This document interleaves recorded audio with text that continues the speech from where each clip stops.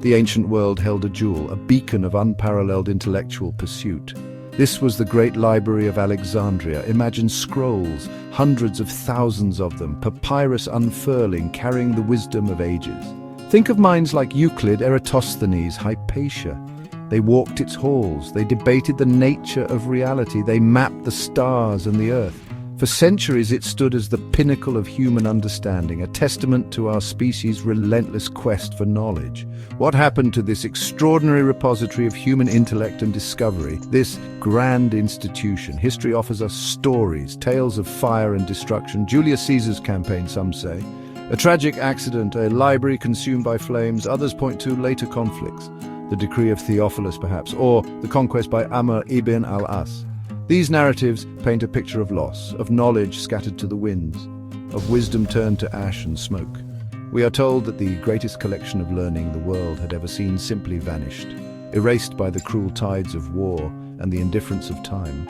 But is that the complete story? Consider the magnitude of such a place. It wasn't just a collection of books, it was the nexus of the known intellectual universe. Could something so vital, so central to human progress, truly be obliterated by simple misfortune alone? Or by the decree of a single ruler, however powerful they might have been at that specific moment in history? Perhaps the stories we tell ourselves are a veil, a simpler explanation for something far more complex, something far more deliberate, a truth hidden beneath layers of accepted historical accounts. What if the destruction wasn't an accident? What if it wasn't solely the result of external forces? Imagine instead a different scenario, a scenario where the guardians of this knowledge, the scholars themselves, faced an impossible choice, a choice between dissemination and containment, a choice that led not to destruction but to a profound and perhaps necessary act of concealment. A secret held for millennia, waiting for a time when humanity might be ready, or when the truth would inevitably surface through other means. This is where our journey truly begins. The truth, as it often is, might be far stranger than fiction. What if the Library of Alexandria was not destroyed by fire or war? What if instead it was sealed by the very scholars entrusted with its care? Imagine their dilemma.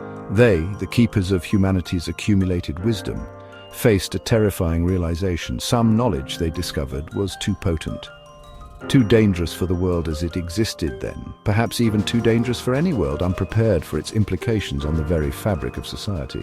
These were not ignorant men. They were the intellectual giants of their era. They understood the power of ideas. They had peered into texts that hinted at forces beyond conventional understanding, blueprints for machines centuries ahead of their time, star charts that depicted celestial bodies unknown to the naked eye, concepts that could reshape civilizations or shatter them entirely. The weight of this forbidden knowledge must have been immense, a burden almost too great to bear for any group of individuals, no matter how wise or dedicated. They understood the potential for misuse. In the wrong hands, this knowledge could lead to unimaginable catastrophe. It could grant power that no ruler, no empire should ever wield. The scholars debated, no doubt. Agonized discussions likely echoed through the library's hallowed halls. Do we share this and risk chaos? Or do we protect humanity from itself by hiding these truths away? Their decision was not born of fear alone, but of a profound sense of responsibility for the future of humankind, a heavy mantle they chose to wear. And so, the legend of the library's destruction became a convenient truth, a smokescreen. It allowed the world to mourn a loss, while the real treasure remained hidden, protected.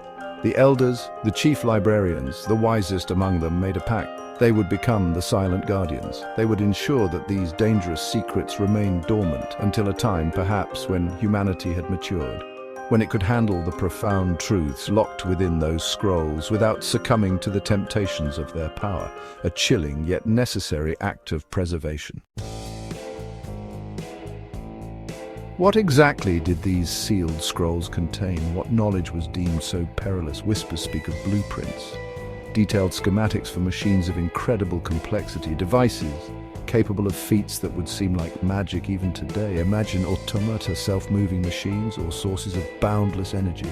Consider ancient star maps charting not just our solar system but distant galaxies, indicating pathways through the cosmos, perhaps. Knowledge that could rewrite our understanding of our place in the universe and the universe's place within something even grander. Beyond mechanics and astronomy, there were other texts. Books purported to hold supernatural properties, tomes that described the fundamental forces of nature in ways we are only beginning to grasp. Some were said to grant insight into the very fabric of consciousness. Others perhaps detailed rituals or incantations that could influence the physical world in inexplicable ways. These were not mere philosophical treatises.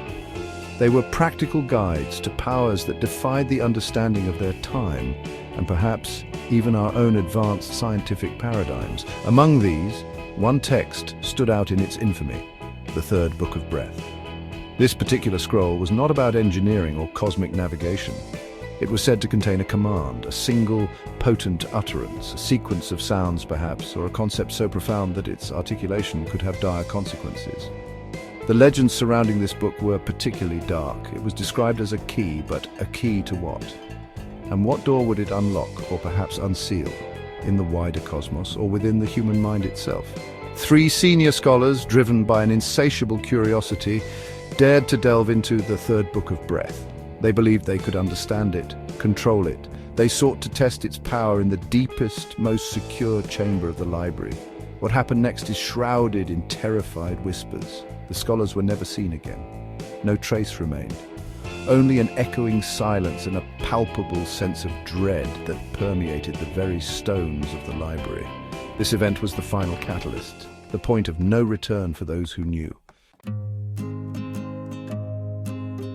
The disappearance of the 3 scholars sent a shockwave through the remaining intellectual elite. The experiment with the Third Book of Breath had gone catastrophically wrong. It confirmed their deepest fears. Some knowledge was indeed a Pandora's box, best left unopened. The remaining elders convened in solemn assembly. The debate was no longer about if, but how. How could they ensure such power never fell into unprepared hands, or worse, malevolent ones?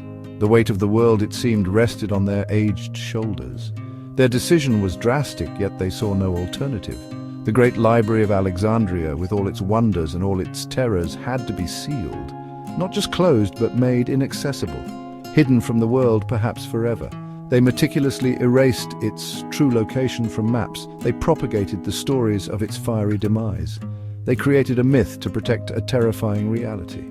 The library and its dangerous contents sank into the realm of legend, a lost treasure mourned by history, its true fate a secret guarded by a silent, fading lineage of guardians.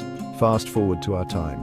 Today, 2025, May 26th, we possess technologies our ancestors could only dream of. Sonar mapping, deep-sea submersibles, ground-penetrating radar.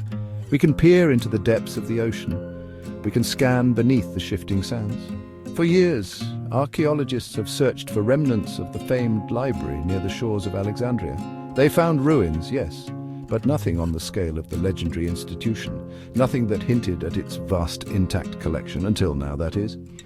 Recently, a deep-water sonar scan off the Egyptian coast revealed something astonishing, an anomaly, a massive, unnaturally symmetrical structure buried beneath the seabed. It is vast, intact, and most unsettling.